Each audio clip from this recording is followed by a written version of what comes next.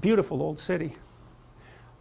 Old cities were walled, and the reason for that was because they were places of wealth, and if you didn't put walls around them, then other people would come in and steal everything and kill you. So like having some walls was a good idea, like the same as having walls in your house is a good idea. Walls between your rooms are a good idea, or borders between categories are a good idea. And so part of the way you simplify the world is by building walls around your space, because then a whole bunch of things can't come in, and so you don't even have to think about them. It's not conceptual, it's practical. And so, and you know, one of the things I think I figured out recently is the fundamental political difference between people. And it looks to me like the fundamental political difference is how many walls should there be around your stuff? And the ultimate liberal answer is 0. And the ultimate conservative answer is, well, bring on those walls, man. And what's interesting about both those perspectives, first of all, is that there's temperamental contributions to them, and second, that they're both valid. So one of the mysteries, I believe, that permeates psychometric psychology right now is why the temperamental factors that influence politics are those particular temperamental factors. So there's 5, let's say, right? This classic big 5: extroversion, neuroticism, agreeableness, conscientiousness, and openness. Well, the biggest predictors of political allegiance, forget about the politically correct types for a minute, but on the liberal to conservative axis is that the liberals are low in conscientiousness and high in openness, and the conservatives are high in conscientiousness and low in openness. And so then you think, well, why those two traits? That's the first question.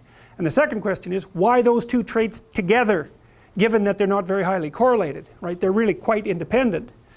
So why do they co-vary along the political axis? And I think this is the reason. I think it's exactly that, is that open people like to live on the periphery of boundaries.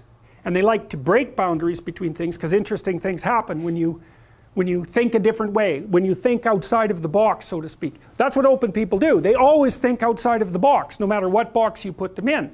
You know, and sometimes you meet people that are so open that they're completely disorganized. Their thought process is almost completely associational, like a dreamer. They just jump from one thing to another, and they're very interesting to talk to. It's very hard for those people to get their lives together, because they're interested in absolutely everything, and their attention just flits all over the place. And so they're open, and that actually does go along with higher intelligence, generally speaking. So, and then if they're low in conscientiousness, they don't see any utility in order. And order, like orderly people, because that's part of conscientiousness and the biggest determiner of political belief in the conscientious domain, the orderly people like to have everything in its separate place and properly structured. And so, you know, their world is box, inside a shelf of boxes, and then that shelf of boxes is inside another box, and all those boxes are nice and neat and tight, nothing inside them is touching, and everything in every box is the same thing. And you know, you can see you can see the utility in that, and that, as far as we've been able to tell, is also associated with disgust sensitivity. And people are disgusted, generally speaking, when things that shouldn't be touching are touching, like something horrible stuck to you, for example.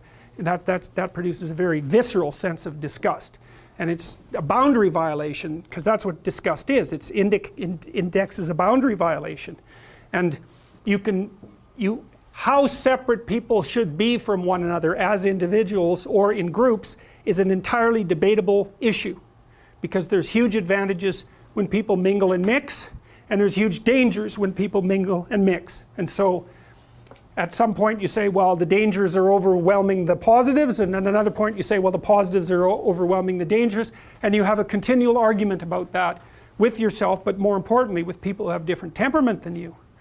You know, and the terrible temptation is to assume that only those people who have your temperament are correct, and that's just, those other temperaments wouldn't exist if that was true. I mean, if you look at it from, just say if you look at it from a strictly biological perspective.